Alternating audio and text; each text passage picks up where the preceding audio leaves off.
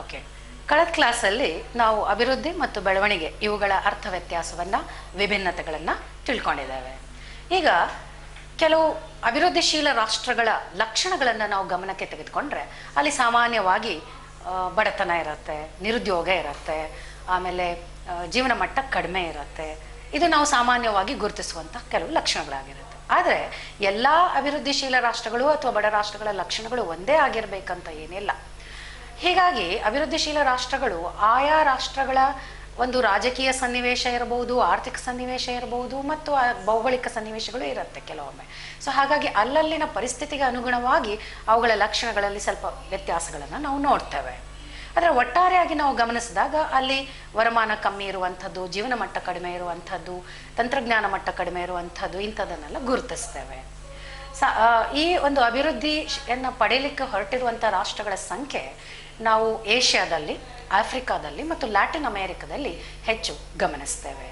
ವಿಶೇಷವಾಗಿ 1950ರ ನಂತರ ಈ ರಾಷ್ಟ್ರಗಳೆಲ್ಲ ತಮ್ಮ ರಾಜಕೀಯ ಸ್ವಾತಂತ್ರ್ಯವನ್ನು ಪಡ್ಕೊಂಡ್ವು. ರಾಜಕೀಯ ಸ್ವಾತಂತ್ರ್ಯವನ್ನು ಪಡೆದ ನಂತರ ಅವುಗಳಿಗೆ ತಮ್ಮ ರಾಷ್ಟ್ರಗಳ ಅಭಿವೃದ್ಧಿಯನ್ನು ಪಡೆದುಕೊಳ್ಳುವಂಥದ್ದು ಮುಖ್ಯ ಗುರಿ ಆಗ್ತಾ ಬಂತು. ಹಾಗಾಗಿ ಅಭಿವೃದ್ಧಿಯ ಪ್ರಯತ್ನಗಳನ್ನು ಮಾಡಿದ್ದಾವೆ, ಸಾಕಷ್ಟು ರಾಷ್ಟ್ರಗಳು ಮಾಡಿದ್ದಾವೆ. ಆದರೂ ಕೂಡ ಅವುಗಳ ಅಭಿವೃದ್ಧಿಯ ಮಟ್ಟದಲ್ಲಿ ವೇಗವನ್ನು ನೋಡ್ಲಿಕ್ಕಾಗಿಲ್ಲ, ಅಥವಾ ಅಭಿವೃದ್ಧಿಯ ಮಟ್ಟ ನಿರೀಕ್ಷಿಸಿದ ಪ್ರಮಾಣದಲ್ಲಿ ಆಗಲಿಲ್ಲ. ಹಾಗಾದರೆ ಅಲ್ಲಿ ಅಡೆತಡೆ ಇರಬೇಕು. There should be some obstacle, there should be some hindrances for those Latin American, African and Asian countries who are suffering from development problems, all those countries suffer from poverty, unemployment, low national income, low standard of life. What are the factors trying to pose as hurdles or obstacles for development in such countries? ಈ ಅಡೆತಡೆಗಳೇನಿದ್ದಾವೆ ಅಥವಾ ತೊಂದರೆಗಳೇನಿದ್ದಾವೆ ಅಭಿವೃದ್ಧಿ ಆಗೋದಕ್ಕೆ, ಯಾವುದೋ ಒಂದು ವಿಚಾರ ಮಾತ್ರ ತೊಂದರೆ ಉಂಟು ಮಾಡ್ತದೆ ಅಂತ ಹೇಳಲಿಕ್ಕೆ ಸಾಧ್ಯ ಇಲ್ಲ. ಈ ಅಡೆತಡೆಗಳು ಹಲವಾರಿದ್ದಾವೆ. ಅವೆಲ್ಲ ಒಂದೊಂದಾಗಿ ಪ್ರಭಾವವನ್ನು ಬೀರಬಹುದು, ಅಡೆತಡೆಗಳನ್ನು ಒಡ್ಡಬಹುದು, ಅಥವಾ ಎಲ್ಲವೂ ಒಟ್ಟಾಗಿ ಸೇರಿ ಅಡೆತಡೆಗಳನ್ನು ಒಡ್ಡಬಹುದು. ಸಾಮಾನ್ಯವಾಗಿ ನಾವು ಗಮನಿಸುವಂತಹ ಒಂದು ತೊಂದರೆ ಏನು ಅಂತ ಹೇಳಿದ್ರೆ, ಬಡ ರಾಷ್ಟ್ರಗಳಲ್ಲಿ, ಅಭಿವೃದ್ಧಿಯ ಕಡೆಗೆ ಸಾಗ್ತಾ ಇರುವ ರಾಷ್ಟ್ರಗಳಲ್ಲಿ ಬಡತನದ ವಿಷಚಕ್ರ ಅಲ್ಲಿ ಇರುತ್ತೆ. There exist vicious circle of poverty. ಏನಿದು ಬಡತನದ ವಿಷಚಕ್ರ ಅಂತ ಹೇಳಿದ್ರೆ? ವಿಷಚಕ್ರ ಅಂತ ಹೇಳಿದ್ರೆ ಹೊರಕ್ಕೆ ಬರಲಾರದಂತಹ ಸ್ಥಿತಿ ಅನ್ನುವಂಥದ್ದು. ಯಾವುದರಿಂದ ಹೊರಕ್ಕೆ ಬರಲಾಗದೇ ಇರುವ ಸ್ಥಿತಿ ಇದೆ? ಪಾವರ್ಟಿಯಿಂದ, ಬಡತನದಿಂದ ಹೊರಕ್ಕೆ ಬರಲಿಕ್ಕೆ ಆಗ್ತಾ ಇಲ್ಲ. ರಾಗ್ನರ್ ನರ್ಕ್ಸ್ ಎನ್ನುವರು ಹೇಳ್ತಾರೆ, a country is poor because it is poor. ರಾಷ್ಟ್ರ ಒಂದರ ಬಡತನಕ್ಕೆ ಅದರ ಬಡತನವೇ ಕಾರಣ ಅಂತ ಹೇಳಿ ರಾಗ್ನರ್ ನರ್ಕ್ಸ್ ಅವರು ಹೇಳ್ತಾರೆ. ಅಂದರೆ ಇಂತಹ ರಾಷ್ಟ್ರಗಳಲ್ಲಿ ಉಂಟಾಗುವ ಕ್ರಿಯೆ ಪ್ರತಿಕ್ರಿಯೆಗಳು ಒಂದು ರಾಷ್ಟ್ರವನ್ನು ಬಡತನದಲ್ಲಿಯೇ ಉಳಿಯುವಂತೆ ಮಾಡ್ತದೆ.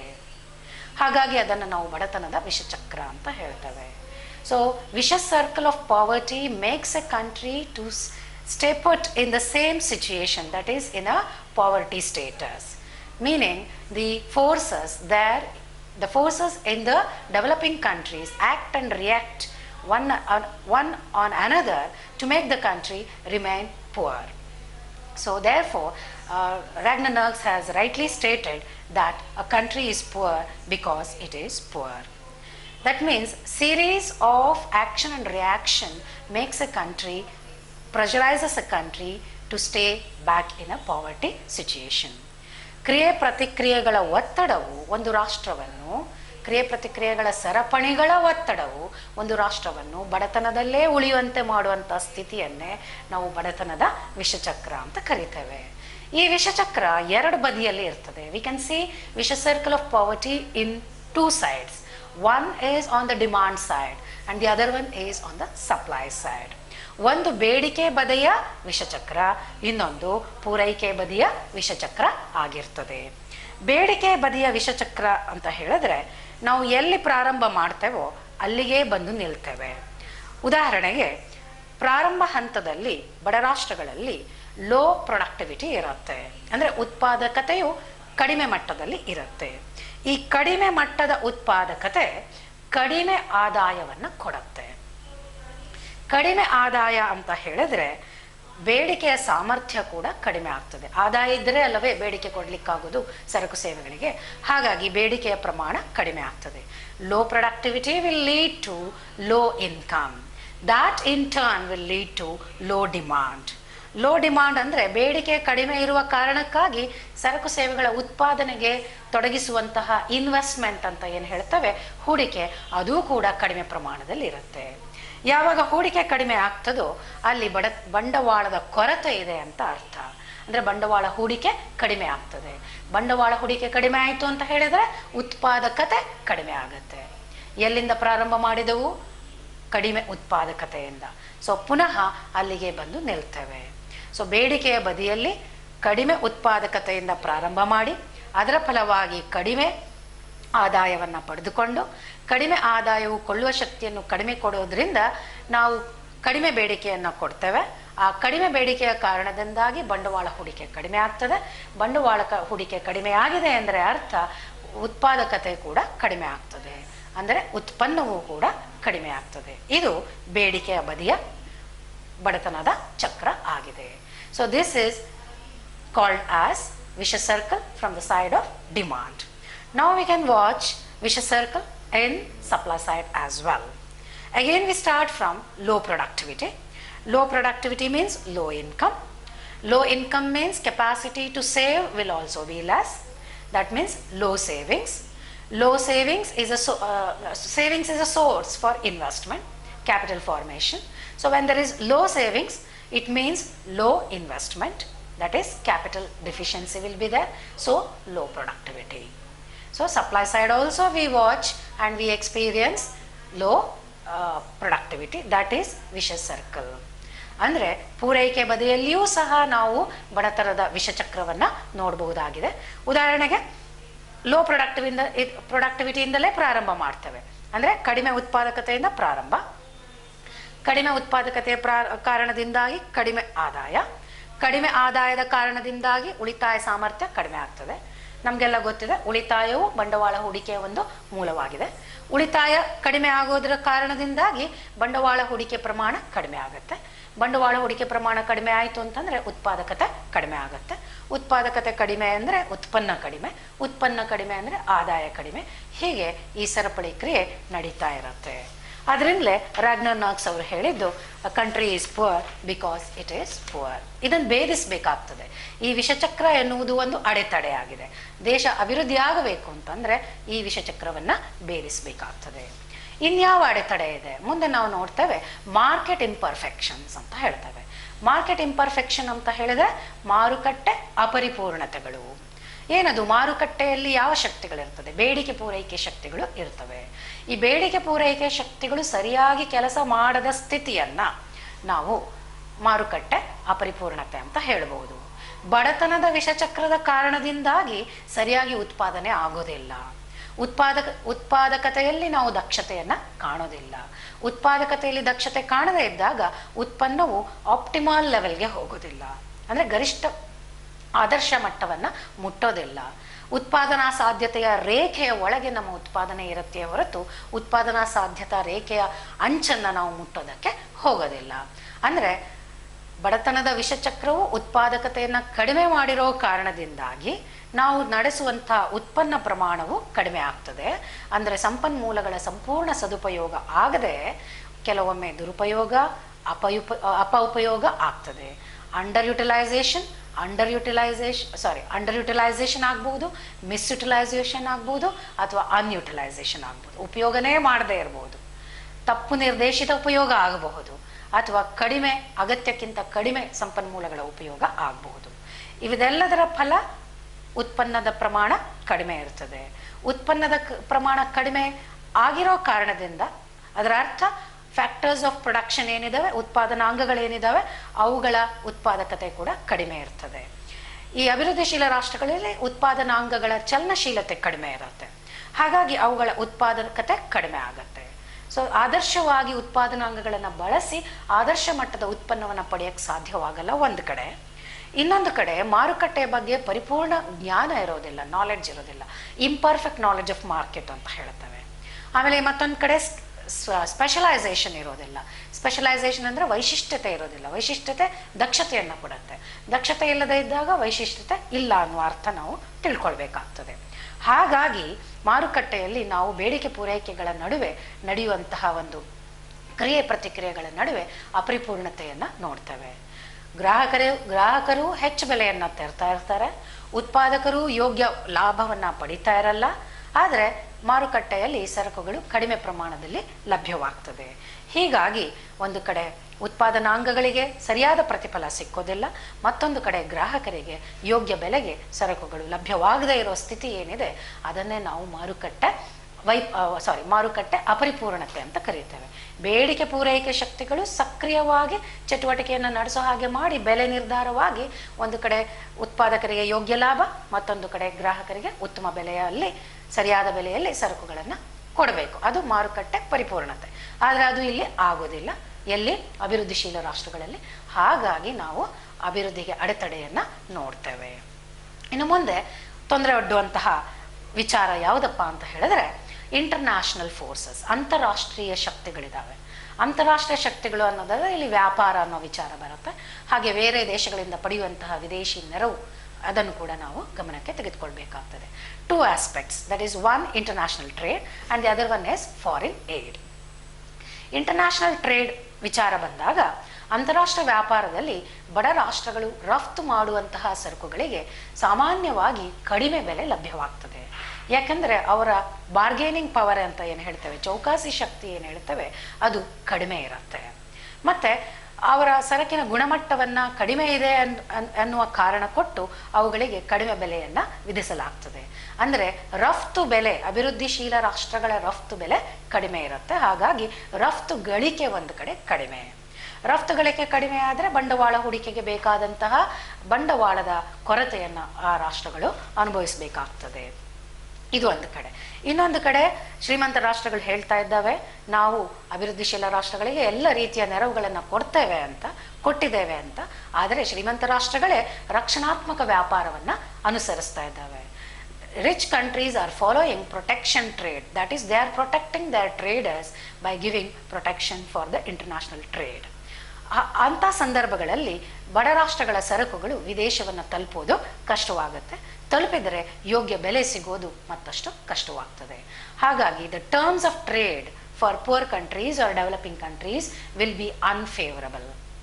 ಆಯಿತು, ಹಾಗಿದ್ರೆ ವಿದೇಶಿ ನೆರವನ್ನು ಪಡೆಯಬಹುದಲ್ವೇ, ಅದ್ರ ಮೂಲಕ ಬಂಡವಾಳ ಹೂಡಿಕೆ ಮಾಡಿ ಅಭಿವೃದ್ಧಿಯನ್ನು ಪಡೆಯಬಹುದಲ್ಲವೇ ಎನ್ನುವ ಪ್ರಶ್ನೆ ನಮ್ಮನ್ನು ಕಾಡಬಹುದು. Okay, let us go for foreign trade. Let us ask the help from other countries. What type of help? It can be grants, it can be loans, it can be technical assistance. All these put together we call it as foreign aid. ಆದರೆ ಈ ವಿದೇಶಿ ನೆರವು ಸುಲಭವಾಗಿ ಲಭ್ಯವಿರೋದಿಲ್ಲ. ಲಭ್ಯವಿದ್ದರೂ ಬಡ್ಡಿ ದರ ಹೆಚ್ಚಿರ್ತದೆ. ಮತ್ತೊಂದು ಕಡೆ ಕೊಡುವಂತಹ ನೆರವಿನ ಪ್ರಮಾಣ ಕಡಿಮೆ ಇರ್ತದೆ. ಹೀಗಾಗಿ ವಿದೇಶಿ ವಿಚಾರಗಳೇನಿದ್ದಾವೆ, ಅಂತಾರಾಷ್ಟ್ರೀಯ ವಿಚಾರಗಳೇನಿದ್ದಾವೆ, ವ್ಯಾಪಾರ ದೃಷ್ಟಿಯಲ್ಲಿಯೂ ಬಡ ರಾಷ್ಟ್ರಗಳಿಗೆ ಅನಾನುಕೂಲತೆ ಇದೆ. ಹಾಗೆ ನೆರವಿನ ದೃಷ್ಟಿಯಲ್ಲಿ ಕೂಡ ಬಡ ರಾಷ್ಟ್ರಗಳಿಗೆ ಅನಾನುಕೂಲತೆಯನ್ನು ನಾವು ಕಾಣ್ತೇವೆ. ಅಂದರೆ ಈ ವಿದೇಶಿ ನೆರವು ಮತ್ತು ವಿದೇಶಿ ವ್ಯಾಪಾರ ಇದೆರಡರ ಮೂಲಕ ವಿದೇಶಿ ವಿನಿಮಯವನ್ನು ಪಡೆದುಕೊಂಡು ಅದರ ಮೂಲಕ ಅಭಿವೃದ್ಧಿ ಚಟುವಟಿಕೆಯನ್ನು ಚುರುಕುಗೊಳಿಸೋದಕ್ಕೆ ಸಾಧ್ಯ ಇದೆ. ಆದರೆ ಇದೆರಡೂ ವಿಚಾರದಲ್ಲಿ ಅಭಿವೃದ್ಧಿಶೀಲ ರಾಷ್ಟ್ರಗಳು ಸಮಸ್ಯೆಯನ್ನು ಎದುರಿಸಬೇಕಾಗ್ತದೆ. ಒಂದು, ರಫ್ತು ಬೆಲೆ ಯೋಗ್ಯವಾಗಿ ಸಿಗ್ತಾ ಇಲ್ಲ. ಇನ್ನೊಂದು ಕಡೆ ರಫ್ತು ವಿದೇಶಿ ನೆರವು ಏನು ಸಿಗ್ತಾ ಇದೆ ಅದಕ್ಕೆ ಹೆಚ್ಚಿನ ಬೆಲೆಯನ್ನು ತೆರಬೇಕಾಗ್ತಾ ಇದೆ. ಹೀಗಾಗಿ ವಿದೇಶಿ ಅಥವಾ ಅಂತಾರಾಷ್ಟ್ರೀಯ ಶಕ್ತಿಗಳೇನಿದ್ದಾವೆ ಅವುಗಳು ಅಭಿವೃದ್ಧಿಶೀಲ ರಾಷ್ಟ್ರಗಳ ಅಭಿವೃದ್ಧಿಗೆ ಅಡೆತಡೆಯನ್ನು ಉಂಟು ಮಾಡ್ತಾ ಇದ್ದಾವೆ. ಇನ್ನು ಅಭಿವೃದ್ಧಿಶೀಲ ರಾಷ್ಟ್ರಗಳಲ್ಲಿರುವಂತಹ ಸಾಮಾಜಿಕ, ಸಾಂಸ್ಕೃತಿಕ ಮತ್ತು ಧಾರ್ಮಿಕ ಅಡೆತಡೆಗಳೇನಿದ್ದಾವೆ ಅದು ಈ ರಾಷ್ಟ್ರಗಳ ಅಭಿವೃದ್ಧಿಗೆ ತಡೆಯನ್ನು ಒಡ್ತಾ ಇದ್ದಾವೆ. We also observe socio-cultural religious constraints in these countries which hinder development. ಅಭಿವೃದ್ಧಿ ಅನ್ನೋದು ಕೆಲವು ವಿಚಾರಗಳ ಅವಶ್ಯಕತೆಯನ್ನು ಕೇಳ್ತದೆ. ಮುಖ್ಯವಾಗಿ ಒಂದು ಚೌಕಟ್ಟು ಮತ್ತು ಒಂದು ಪರಿಸ್ಥಿತಿ ನಿರ್ಮಾಣವಾಗಬೇಕು. ಯೋಗ್ಯ ಚೌಕಟ್ಟು ಮತ್ತು ಪರಿಸ್ಥಿತಿಯ ನಿರ್ಮಾಣವಿದ್ದಾಗ ಮಾತ್ರ ಅಭಿವೃದ್ಧಿ ಚುರುಕಾಗಿ ಸಾಗಲಿಕ್ಕೆ ಸಾಧ್ಯವಾಗ್ತದೆ. There should be a given framework and situation for development. What is that frame work? ಆ ಒಂದು ಚೌಕಟ್ಟು ಏನು, ಆ ಒಂದು ಸನ್ನಿವೇಶಗಳು ಏನು ಅಂತ ಹೇಳಿದ್ರೆ, ಪೇಟ್ರಿಯಾಟಿಸಮ್ ಇರಬೇಕಾಗ್ತದೆ, ರಾಷ್ಟ್ರ ಪ್ರೇಮ, ಪ್ರಾಮಾಣಿಕತೆ, ದೂರದೃಷ್ಟಿ, ರ್ಯಾಷನಲ್ ಥಿಂಕಿಂಗ್ ಅಂದರೆ ವೈಚಾರಿಕ ವಿಚಾರಧಾರೆ ಇರಬೇಕು, ತ್ಯಾಗ ಮನೋಭಾವ ಇರಬೇಕು, ವಿಸ್ಡಮ್ ಇರಬೇಕು, ಜಾಣ್ಮೆ ಇರಬೇಕು, ಹಾಗೂ ರಾಷ್ಟ್ರದ ಬಗ್ಗೆ ಸೇವೆ ಮಾಡುವಂತಹ ಒಂದು ಮನೋಭಾವ ಜನರಲ್ಲಿ ಇರಬೇಕು. ಅಂದರೆ ರಾಷ್ಟ್ರಕ್ಕಾಗಿ ದುಡಿಯುವಂತಹ, ಮಾಡುವ ಕೆಲಸವನ್ನು ಸರಿಯಾಗಿ ಮಾಡುವಂತಹ, ಪ್ರಾಮಾಣಿಕತೆಯಿಂದ ಮಾಡುವಂತಹ ಒಂದು ಮನೋದೃಷ್ಟಿಕೋನ ಜನರಲ್ಲಿದ್ದಾಗ ಅಭಿವೃದ್ಧಿಯ ಚಟುವಟಿಕೆ ಚುರುಕಾಗಲಿಕ್ಕೆ ಸಾಧ್ಯವಾಗ್ತದೆ.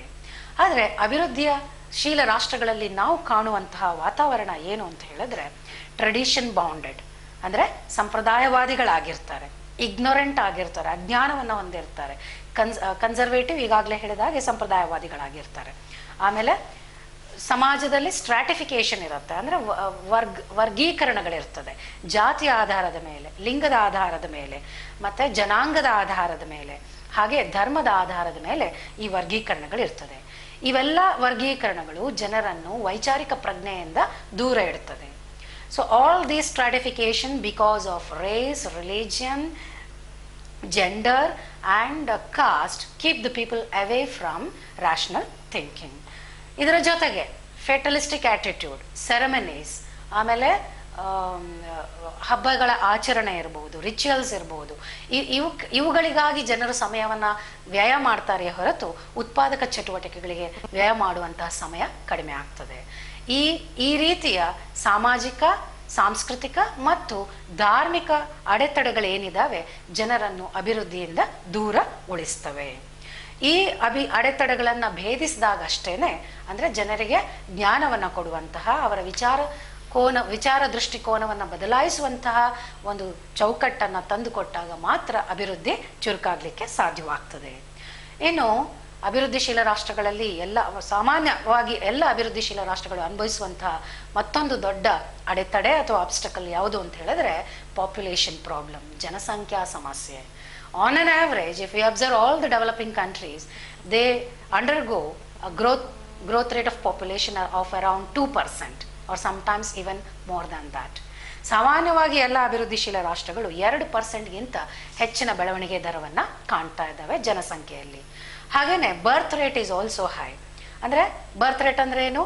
ಪ್ರತಿ 1000 ವ್ಯಕ್ತಿಗಳಿಗೆ ವರ್ಷವೊಂದರಲ್ಲಿ ಜನಿಸುವಂತಹ ಶಿಶುಗಳ ಪ್ರಮಾಣ. ಅದು ಕೂಡ ಭಾರತದಂಥ ರಾಷ್ಟ್ರದಲ್ಲಿ ಪ್ರತಿ 1000ಕ್ಕೆ ಸುಮಾರು 28 ಇದೆ. ಅಂದರೆ ಇದು ದೊಡ್ಡ ಬರ್ತ್ ರೇಟ್ ಆಗಿರ್ತದೆ, ಹೈ ಬರ್ತ್ ರೇಟ್ ಅಂತ ಹೇಳ್ತೇವೆ. ಸೊ ಜನಸಂಖ್ಯೆಯಿಂದ ಸಮಸ್ಯೆ ಏನು ಅಂತ ಕೇಳ್ಬೋದು ನೀವು. ಜನಸಂಖ್ಯೆ ಹೆಚ್ಚುತ್ತಾ ಹೋದರೆ 2% ಎನ್ನುವುದು ಅತಿ ದೊಡ್ಡ ದರ. ಈ ದರದಲ್ಲಿ ಜನಸಂಖ್ಯೆ ಏರ್ತಾ ಹೋಯಿತು ಅಂತ ಹೇಳಿದ್ರೆ ಅಭಿವೃದ್ಧಿಯ ಫಲಗಳನ್ನು ಎಲ್ಲ ಜನರಿಗೆ ದೊಡ್ಡ ಪ್ರಮಾಣದಲ್ಲಿ ಹಂಚಲಿಕ್ಕೆ ಸಾಧ್ಯವಾಗೋದಿಲ್ಲ.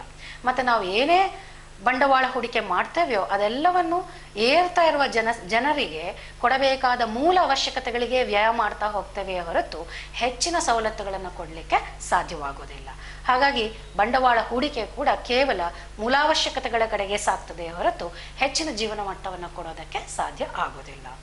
So because of high rate of growth of population, we do see that all the fruits of development are not shared by all the people. Even if it is provided, it will be restricted only for the basic minimum requirements of life. ಅಂದರೆ ಜೀವನ ಮಟ್ಟವನ್ನು ಉತ್ತಮಪಡಿಸಲಿಕ್ಕೆ ಜನಸಂಖ್ಯೆ ಹಿತಮಿತವಾದ ಪ್ರಮಾಣದಲ್ಲಿ ಇರಬೇಕಾಗ್ತದೆ. ಇನ್ನು ಮುಂದೆ ರಾಜಕೀಯ ಸನ್ನಿವೇಶ ಯಾವ ಥರ ಇದೆ, ಅದು ಕೂಡ ಅಭಿವೃದ್ಧಿಗೆ ಅಡೆತಡೆಯನ್ನು ಉಂಟು ಮಾಡಬಹುದು. Political instability and corrupt administration ಅಂತ ಹೇಳ್ತವೆ. ರಾಜಕೀಯವಾಗಿ ಅಸ್ಥಿರತೆ ಏನೆಲ್ಲ ಕಂಡು ಬರಬಹುದು? ಪದೇ ಪದೇ ಚುನಾವಣೆ ಆಗುವಂಥದ್ದು, ಸರ್ಕಾರಗಳು ಬದಲಾವಣೆ ಆಗುವಂಥದ್ದು, ಸಿವಿಲ್ ವಾರ್ ಅಂತ ಹೇಳ್ತೇವೆ, ಆಂತರಿಕ ಕ್ರಾಂತಿಗಳು ಉಂಟಾಗುವಂಥದ್ದು.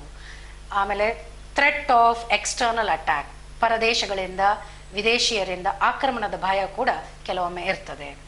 ಅಂದರೆ ರಾಜಕೀಯ ವ್ಯವಸ್ಥೆ ಇದಕ್ಕೆಲ್ಲ ಸಿದ್ಧವಾಗಿರಬೇಕಾಗ್ತದೆ. ಆಮೇಲೆ ಟೆರರಿಸಮ್ ಅಂದರೆ ಭಯೋತ್ಪಾದನೆ, ಕಮ್ಯುನಲಿಸಮ್, ಕೋಮುವಾದ, ಮತ್ತು ಇಂಥ ವಿಚಾರಗಳನ್ನು ನಾವು ಅಭಿವೃದ್ಧಿಶೀಲ ರಾಷ್ಟ್ರಗಳಲ್ಲಿ ಹೆಚ್ಚಿನ ಸಂದರ್ಭಗಳಲ್ಲಿ ಕಾಣುವಂಥ ಸಂದರ್ಭ ಇರ್ತದೆ. ಯಾವಾಗ ರಾಜಕೀಯ ಸನ್ನಿವೇಶ ಅಸ್ಥಿರತೆಯಿಂದ ಕೂಡಿರ್ತದೋ ಆಗ ಆರ್ಥಿಕ ಚಟುವಟಿಕೆಯನ್ನು ಸುಗಮವಾಗಿ ಸುಲಲಿತವಾಗಿ ನಡೆಸ್ಕೊಂಡು ಹೋಗೋದು ಕಷ್ಟವಾಗ್ತದೆ. ರಾಜಕೀಯ ಭದ್ರತೆ ಇದ್ದಾಗಷ್ಟೇ ಆರ್ಥಿಕ ಚಟುವಟಿಕೆಗಳು ಸರಾಗವಾಗಿ ಸಾಗ್ತದೆ.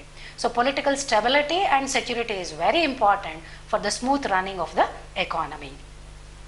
ಆಮೇಲೆ ಸರ್ಕಾರ ಪದೇ ಪದೇ ಬದಲಾವಣೆ ಆಗ್ತಾ ಇದ್ದರೆ ಸರಿಯಾದ ನಿರ್ಧಾರವನ್ನು ಮತ್ತು ವೇಗವಾಗಿ ನಿರ್ಧಾರವನ್ನು ತೆಗೆದುಕೊಳ್ಳೋಕ್ಕಾಗೋದಿಲ್ಲ, ಟೈಮ್ಲಿ ನಿರ್ಧಾರವನ್ನು ತೆಗೆದುಕೊಳ್ಳೋದಕ್ಕಾಗೋದಿಲ್ಲ. ಎಷ್ಟೋ ಸಂದರ್ಭಗಳಲ್ಲಿ ನಿರ್ಧಾರವನ್ನು ಕೂಡಲೇ ತೆಗೆದುಕೊಳ್ಬೇಕಾಗ್ತದೆ, ಕ್ವಿಕ್ ಡಿಸಿಷನ್ಸ್ ಮಾಡಬೇಕಾಗುತ್ತೆ, ಮತ್ತು ರ್ಯಾಡಿಕಲ್ ಸ್ಟೆಪ್ಸನ್ನು ತೆಗೆದುಕೊಳ್ಬೇಕಾಗ್ತದೆ, ಅಂದರೆ ತೀವ್ರತರವಾದ ಕ್ರಮಗಳನ್ನು ಕೆಲವೊಮ್ಮೆ ತೆಗೆದುಕೊಳ್ಬೇಕಾಗ್ತದೆ. ಬಲವಾದ ಸರ್ಕಾರವಿದ್ದರೆ, ಸ್ಥಿರವಾದ ಸರ್ಕಾರವಿದ್ದರೆ ಮಾತ್ರ ಈ ಥರದ ಒಂದು ಭದ್ರವಾದ ಮತ್ತು ಸರಿಯಾದ ನಿರ್ಧಾರಗಳನ್ನು ಸಕಾಲದಲ್ಲಿ ತೆಗೆದುಕೊಳ್ಳೋದಕ್ಕೆ ಸಾಧ್ಯವಾಗುತ್ತೆ. ಜೊತೆಗೆ ಅಡ್ಮಿನಿಸ್ಟ್ರೇಷನ್ನಲ್ಲಿ ಅಂದರೆ ಆಡಳಿತದಲ್ಲಿ ಒಂದು ದಕ್ಷತೆಯನ್ನು ನಾವು ಕಾಣಬೇಕಾಗ್ತದೆ. ಆಡಳಿತದ ದಕ್ಷತೆ ಕಡಿಮೆ ಮಟ್ಟದಲ್ಲಿ ಇರುವುದನ್ನು ನಾವು ಅಭಿವೃದ್ಧಿಶೀಲ ರಾಷ್ಟ್ರಗಳಲ್ಲಿ ಗಮನಿಸಬಹುದಾಗಿದೆ. ಇನ್ಎಫಿಷಿಯನ್ಸಿ ಇರ್ತದೆ, ಕರಪ್ಷನ್ ಇರುತ್ತೆ, ಆಮೇಲೆ ನೆಪೋಟಿಸಮ್ ಇರುತ್ತೆ, ಅಂದರೆ ಸ್ವಜನ ಪಕ್ಷಪಾತ ಇರ್ತದೆ, ಅದಕ್ಷತೆ ಇರುತ್ತೆ, ರೆಡ್ ಟೇಪಿಸಮ್ ಇರುತ್ತೆ, ಅಂದರೆ ವಿಳಂಬ ನೀತಿಯನ್ನು ಫಾಲೋ ಮಾಡುವಂಥದ್ದು. ಇದೆಲ್ಲದರ ಕಾರಣದಿಂದಾಗಿ ಆರ್ಥಿಕ ಚಟುವಟಿಕೆಗಳು ಈಗ ತೆಗೆದುಕೊಳ್ಳುವ ನಿರ್ಧಾರ ಜಾರಿಗೆ ಬರಬೇಕಾದ್ರೆ ಭಾಳಷ್ಟು ಸಮಯವನ್ನು ಅದು ತೆಗೆದುಕೊಳ್ಳಬಹುದು. ಮತ್ತು ಸ್ವಜನ ಪಕ್ಷಪಾತವಾದಂತಹ ನಿರ್ಧಾರಗಳಾಗಿದ್ದಲ್ಲಿ ಅದು ಸಾಮಾಜಿಕ ಒಳಿತನ್ನು ಕೊಡೋದಿಲ್ಲ, ಕೇವಲ ವೈಯಕ್ತಿಕ ಬೆನಿಫಿಟ್ಟನ್ನು ಅಥವಾ ಲಾಭವನ್ನು ಮಾತ್ರ ಕೊಡಬಹುದು. ಹಾಗಾಗಿ ಅಭಿವೃದ್ಧಿಗೆ ರಾಜಕೀಯ ಅಸ್ಥಿರತೆ ಮತ್ತು ಆಡಳಿತಾತ್ಮಕವಾಗಿ ಕಾಣುವಂತಹ ಅದಕ್ಷತೆಗಳು ಕೂಡ ಅಡೆತಡೆಯನ್ನು ಒಡ್ಡುತ್ತವೆ. ಇನ್ನು ಮುಂದೆ ನೋಡೋದಾದರೆ ಅಗ್ರಿಕಲ್ಚರಲ್ ಕನ್ಸ್ಟ್ರೇಂಟ್ಸ್ ಅಂತ ಹೇಳ್ತೇವೆ, ಕೃಷಿಯಲ್ಲಿ ಕಂಡುಬರುವಂತಹ ಅಡೆತಡೆಗಳು. ನಾವು ಗಮನಿಸಬೇಕು, ಅಭಿವೃದ್ಧಿಶೀಲ ರಾಷ್ಟ್ರಗಳಲ್ಲಿ ಸಾಕಷ್ಟು ರಾಷ್ಟ್ರಗಳು ಪ್ರಿಡಾಮಿನೆಂಟ್ಲಿ ಅಗ್ರಿಕಲ್ಚರಲ್ ಬೇಸ್ಡೇ ಆಗಿರುತ್ತೆ, ಅಂದರೆ ಕೃಷಿ ಆಧಾರಿತ ರಾಷ್ಟ್ರಗಳಾಗಿರ್ತವೆ, ಮುಖ್ಯ ಕಸುಬೇ ಕೃಷಿ ಆಗಿರ್ತದೆ. ಆನ್ ಅನ್ ಆವ್ರೇಜ್ 65-70% ಜನರು ಕೃಷಿಯನ್ನು ಆಕ್ಯುಪೇಷನ್ ಆಗಿ ನಂಬಿರ್ತಾರೆ. ಅದರ ಐರನಿ ಏನು ಅಂತ ಹೇಳಿದ್ರೆ, ಇದೇ ಕೃಷಿ ಕ್ಷೇತ್ರ ರಾಷ್ಟ್ರೀಯ ವರಮಾನಕ್ಕೆ ಕೊಡುವ ಕೊಡುಗೆ ಕಡಿಮೆ ಇರುತ್ತೆ. ಅಂದರೆ contribution from the same sector to the national income will be less. ಕಾರಣ ಏನು? ಅಗ್ರಿಕಲ್ಚರಲ್ ಸೆಕ್ಟರ್ ಹಿಂದುಳಿದಿದೆ. ಹಿಂದುಳಿಯೋದು ಅಂದರೆ ಏನು? ಉತ್ಪಾದಕತೆ ಕಡಿಮೆ ಇದೆ, ಉತ್ಪನ್ನ ಕಡಿಮೆ ಇದೆ. ಯಾಕೆ ಕಡಿಮೆ ಇದೆ? ಕೃಷಿಯಲ್ಲಿ ಆಧುನೀಕರಣವನ್ನು ಕೈಗೊಳ್ಳಕ್ಕೆ ಆಗ್ತಾ ಇಲ್ಲ. ಯಾಕೆ ಆಗ್ತಾ ಇಲ್ಲ? ಆಧುನೀಕರಣ ಎಂದರೆ modern techniques of production in agricultural sector. HYV seeds ಇರ್ಬೋದು, ಪೆಸ್ಟಿಸೈಡ್ಸ್ ಇರ್ಬೋದು, ಫರ್ಟಿಲೈಸರ್ಸ್ ಇರ್ಬೋದು, ಇದನ್ನೆಲ್ಲ ಅಳವಡಿಸ್ಕೊಳ್ಳೋದಕ್ಕೆ ಅಭಿವೃದ್ಧಿಶೀಲ ರಾಷ್ಟ್ರಗಳ ರೈತರು ಹಿಂಜರಿತಾರೆ. ಯಾಕಂದರೆ ಅದು ಗೊತ್ತಿಲ್ಲದ ವಿಚಾರದ ಬಗ್ಗೆ ನೇರ ನಿರ್ಧಾರವನ್ನು ತೆಗೆದುಕೊಳ್ಳೋದು ಅವರಿಗೆ ಕಷ್ಟವಾಗ್ತದೆ, ಅನಿಶ್ಚಿತತೆ ಅವರನ್ನು ಕಾಡ್ತದೆ. ಆದರೆ ಉತ್ತಮ ತಳಿಯ ಬೀಜಗಳು, ಕ್ರಿಮಿನಾಶಕಗಳು ಮತ್ತು ಉತ್ತಮ ಗೊಬ್ಬರಗಳ ನೀಡುವಿಕೆ ಕೃಷಿಯಲ್ಲಿ ಉತ್ಪನ್ನವನ್ನು ಹೆಚ್ಚಿಸುವ ಎಲ್ಲ ಸಾಧ್ಯತೆಗಳಿರುತ್ತೆ. ಆದರೆ ಈ ರಾಷ್ಟ್ರಗಳಲ್ಲಿ ಅವುಗಳ ಬಳಕೆ ಕಡಿಮೆ ಇರೋದ್ರಿಂದ, ಅವುಗಳ ಅಳವಡಿಕೆ ಕಡಿಮೆ ಇರೋದ್ರಿಂದ ಉತ್ಪಾದಕತೆಯೂ ಕಡಿಮೆ, ಉತ್ಪನ್ನವೂ ಕಡಿಮೆ, ಆದಾಯವೂ ಕಡಿಮೆ. ಹೀಗಾಗಿ ರೈತಾಪಿ ಜನರ ಜೀವನ ಮಟ್ಟ ಆದಷ್ಟು ಕಡಿಮೆ ಮಟ್ಟದಲ್ಲೇ, ಕೆಳಮಟ್ಟದಲ್ಲೇ ಇರ್ತದೆ.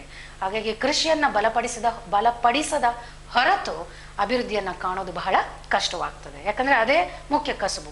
ಆ ಕ್ಷೇತ್ರದಲ್ಲಿ ನಾವು ಸಕಾರಾತ್ಮಕ ಬದಲಾವಣೆಗಳನ್ನು ತರಬೇಕಾಗ್ತದೆ. ಇನ್ನು ರೆಸಿಸ್ಟೆನ್ಸ್ ಟು ಚೇಂಜ್ ಅಂತ ಹೇಳ್ತೇವೆ, ಬದಲಾವಣೆಗಳಿಗೆ ಪ್ರತಿರೋಧ. ಸಾಮಾನ್ಯ ಜನರೇ ಹಾಗೆ, ಯಾವುದೇ ಹೊಸ ಬದಲಾವಣೆ ಬರಬೇಕಾದ್ರೆ ಅದನ್ನು ನಾವು ಸುಲಭವಾಗಿ ಒಪ್ಪಿಕೊಳ್ಳೋದಿಲ್ಲ. ಸೊ ಇದು ನಮಗೆ ಒಗ್ಗದ ವಿಚಾರ, ನಾವು ನೋಡದ ವಿಚಾರ, ನಮಗೆ ತಿಳಿಯದ ವಿಚಾರ. ಹಾಗಾಗಿ ಮುಂದೆ ಏನೋ ಎನ್ನುವಂತಹ ಆತಂಕ ಇರೋದ್ರಿಂದ ಯಾವುದೇ ಬದಲಾವಣೆಗಳಿಗೆ ಜನರು ಸುಲಭವಾಗಿ ಸ್ಪಂದನೆಯನ್ನು ಕೊಡೋದಿಲ್ಲ. ಎಲ್ಲಿ ಸುಲಭ ಸ್ಪಂದನೆ ಇರೋದಿಲ್ವೋ ಅಲ್ಲಿ ಅಭಿವೃದ್ಧಿಗೆ ತೊಂದರೆ ಉಂಟಾಗ್ತದೆ. ಅಂದರೆ ಜನರ ಮನವೊಲಿಸುವಿಕೆಗೆ ಹೆಚ್ಚು ಕಾಲವನ್ನು ನಾವಿಲ್ಲಿ ವ್ಯಯ ಮಾಡಬೇಕಾಗ್ತದೆ. As we know already, these people in these countries are tradition bounded, ignorant, illiterate. So it is not easy to change their attitude towards change. So to bring about change in the attitude, it needs a lot of time and perseverance. ನಿರಂತರ ಪ್ರಯತ್ನಗಳನ್ನು ಮಾಡಬೇಕಾಗ್ತದೆ. ಇನ್ನು ಮುಂದೆ problem in adapting technology. ಒಟ್ಟಾರೆಯಾಗಿ ಉತ್ಪಾದನಾ ಕ್ಷೇತ್ರದಲ್ಲಿ ನಾವು ಅಳವಡಿಸ್ಕೊಳ್ಬೇಕಾಗಿರುವಂತಹ ತಂತ್ರಜ್ಞಾನವೇನಿದೆ ಅದರಲ್ಲಿ ನಾವು ತೊಂದರೆಗಳನ್ನು ಕಾಣ್ತೇವೆ. ಯಾಕಂದರೆ ಆ ಹೊಸ ತಂತ್ರಜ್ಞಾನ ಎಂದರೆ ಪಾಶ್ಚಾತ್ಯ ತಂತ್ರಜ್ಞಾನ. ಬೇರೆ ದೇಶಗಳಿಂದ, ವಿದೇಶಗಳಿಂದ, ಅಭಿವೃದ್ಧಿ ಹೊಂದಿರುವ ರಾಷ್ಟ್ರಗಳಿಂದ ತರಿಸ್ಕೊಳ್ಬೇಕಾದಂತಹ ತಂತ್ರಜ್ಞಾನವಾಗಿರ್ತದೆ. ಅದನ್ನು ನಮ್ಮ ಆಯಾ ದೇಶಗಳ ಸನ್ನಿವೇಶಕ್ಕೆ ಅಳವಡಿಸ್ಕೊಳ್ಳೋದಕ್ಕೆ ಮತ್ತು ಸೂಕ್ತ ಬದಲಾವಣೆಗಳನ್ನು ಮಾಡಿಕೊಳ್ಳೋದಕ್ಕೆ ಕೆಲವಾರು ತೊಂದರೆಗಳು ಇರ್ತದೆ. ಯಾಕಂದರೆ ಕೆಲವೊಮ್ಮೆ ಪಾಶ್ಚಾತ್ಯ ತಂತ್ರಜ್ಞಾನವನ್ನು ಅಳವಡಿಸಿಕೊಳ್ಳುವಂತಹ ಜ್ಞಾನ ಇರುವಂತಹ ಮಾನವ ಶಕ್ತಿ ಅಭಿವೃದ್ಧಿಶೀಲ ರಾಷ್ಟ್ರಗಳಲ್ಲಿ ಇಲ್ಲದೆ ಇರಬಹುದು. ಅಥವಾ ಹೊಸ ತಂತ್ರಜ್ಞಾನವನ್ನು ತಂದುಕೊಳ್ಳೋದಕ್ಕೆ ಸಾಕಷ್ಟು ಬಂಡವಾಳ ಇಲ್ಲದೆ ಇರಬಹುದು. ಸೊ ಬಂಡವಾಳದ ಕೊರತೆ, ಯೋಗ್ಯ ತರಬೇತಿಗೊಂಡ ತಂತ್ರಜ್ಞಾನದ ಉಪಯೋಗ ಗೊತ್ತಿರುವ ಮಾನವ ಶಕ್ತಿಯ ಕೊರತೆ, ಇವೆಲ್ಲವೂ ವೈಜ್ಞಾನಿಕವಾಗಿ ಆಧುನಿಕ ರೀತಿಯಲ್ಲಿ ಉತ್ಪಾದನೆಯನ್ನು ಅಳವಡಿಸಿಕೊಳ್ಳುವಂತಹ ಒಂದು ಅವಕಾಶಕ್ಕೆ ಅಡೆತಡೆಯನ್ನು ಉಂಟು ಮಾಡ್ತದೆ. ಹಾಗಾಗಿ ಟೆಕ್ನಾಲಜಿ ಯಾವಾಗ ಹಿಂದೆ ಇರ್ತದೋ ಆಗ ಉತ್ಪಾದಕತೆ ಕೂಡ ಕಡಿಮೆ ಇರ್ತದೆ. ಉತ್ಪಾದಕತೆ ಕಡಿಮೆ ಆಯಿತು ಅಂದರೆ ಉತ್ಪನ್ನ ಕೂಡ ಕಡಿಮೆ ಆಗ್ತದೆ. ಉತ್ಪನ್ನ ಕಡಿಮೆ ಎಂದರೆ ಜನರಿಗೆ ಸಿಗುವ ಸರಕು ಸೇವೆಗಳ ಪ್ರಮಾಣ ಕಡಿಮೆ ಅಂದರೆ ಜನರ ಜೀವನ ಮಟ್ಟ ಕಡಿಮೆ ಆಗ್ತದೆ. ನೆಕ್ಸ್ಟ್, ಲ್ಯಾಕ್ ಆಫ್ ಎಂಟರ್ಪ್ರನರ್ಸ್ ಅಂತ ಹೇಳ್ತೇವೆ. ಅಂದರೆ ಉದ್ಯಮ ಸಾಹಸಿಗಳ ಕೊರತೆ ಒಂದು ಅಭಿವೃದ್ಧಿಗೆ ತೊಂದರೆಯಾಗಿ ಪರಿಣಮಿಸಿದೆ. ಉದ್ಯಮ ಸಾಹಸಿಗಳ ಕೊರತೆ ಏನು? ಹಾಗಾದರೆ ಉದ್ಯಮ ಸಾಹಸಿಗಳು ಯಾರು? ಎಲ್ಲ ಉತ್ಪಾದನಾಂಗಗಳು ಲಭ್ಯವಿರಬಹುದು, ಸಂಪನ್ಮೂಲ ಇರಬಹುದು, ಬಂಡವಾಳ ಇರಬಹುದು, ಜನಶಕ್ತಿ ಇರಬಹುದು. ಆದರೆ ಇವರನ್ನೆಲ್ಲ ಸೇರಿಸಿಕೊಂಡು ಉತ್ಪಾದನೆಯನ್ನು ನಡೆಸ್ಕೊಂಡು ಹೋಗುವಂತಹ ಉದ್ಯಮಶೀಲರಾದಂತಹ ಜನರ ಕೊರತೆ ಅಭಿವೃದ್ಧಿಶೀಲ ರಾಷ್ಟ್ರಗಳಲ್ಲಿ ಇದೆ. ಡ್ಯಾಶಿಂಗ್ ಆಗಿರಬೇಕು, ಡೇರಿಂಗ್ ಆಗಿರಬೇಕು, ರಿಸ್ಕ್ಗಳನ್ನು, ಅನಿಶ್ಚಿತತೆಗಳನ್ನು ಎದುರಿಸುವಂತಹ ಉದ್ಯಮ ಸಾಹಸಿಗಳು ಬೇಕಾಗ್ತದೆ. ಆದರೆ ಅಭಿವೃದ್ಧಿಶೀಲ ರಾಷ್ಟ್ರಗಳಲ್ಲಿ ಉದ್ಯಮ ಸಾಹಸಕ್ಕೆ ತೊಡಗುವಂತಹ ಜನರ ಸಂಖ್ಯೆ ತುಂಬ ಕಡಿಮೆ. ಯಾಕಂದರೆ ಅನಿಶ್ಚಿತತೆ ಮತ್ತು ಅಭದ್ರತೆಗೆ ಅಲ್ಲಿನ ಜನರು ಹೆದರ್ತಾರೆ. ಹಾಗಾಗಿ ಬಂಡವಾಳ ಹೂಡಿಕೆಯಲ್ಲಿ ಬರಬಹುದಾದ ತೊಂದರೆಗಳನ್ನು, ಅನಿಶ್ಚಿತತೆಗಳನ್ನು ಎದುರಿಸುವಂಥ ಜನರ ಪ್ರಮಾಣ ಎಲ್ಲಿ ಕಮ್ಮಿ ಇರುತ್ತೋ ಅಲ್ಲಿ ಅಭಿವೃದ್ಧಿ ಶೀಘ್ರವಾಗಿ ಆಗಲಿಕ್ಕೆ ಸಾಧ್ಯ ಇಲ್ಲ. ಹೀಗೆ ಈಗಾಗಲೇ ನಾವು ವಿವರಿಸಿರುವಂತಹ ಎಲ್ಲ ಆರ್ಥಿಕ, ಸಾಮಾಜಿಕ, ಸಾಂಸ್ಕೃತಿಕ ಮತ್ತು ಧಾರ್ಮಿಕ ಕಾರಣಗಳು ಮತ್ತು ಧಾರ್ಮಿಕ ಅಡೆತಡೆಗಳು ಅಭಿವೃದ್ಧಿಶೀಲ ರಾಷ್ಟ್ರಗಳಲ್ಲಿ ಅಭಿವೃದ್ಧಿಯನ್ನು ಬೇಕಾದಂಥ ವೇಗದಲ್ಲಿ, ಬೇಕಾದ ರೀತಿಯಲ್ಲಿ ಮತ್ತು ಕಾರ್ಯಕಾರಿಯಾಗಿ ನಡೆಸ್ಕೊಂಡು ಹೋಗುವಂತಹ ರೀತಿಯಲ್ಲಿ ಅಭಿವೃದ್ಧಿ ತಂದುಕೊಡೋದಕ್ಕೆ ತೊಂದರೆಯನ್ನು ಉಂಟು ಮಾಡ್ತಾ ಇದ್ದಾವೆ.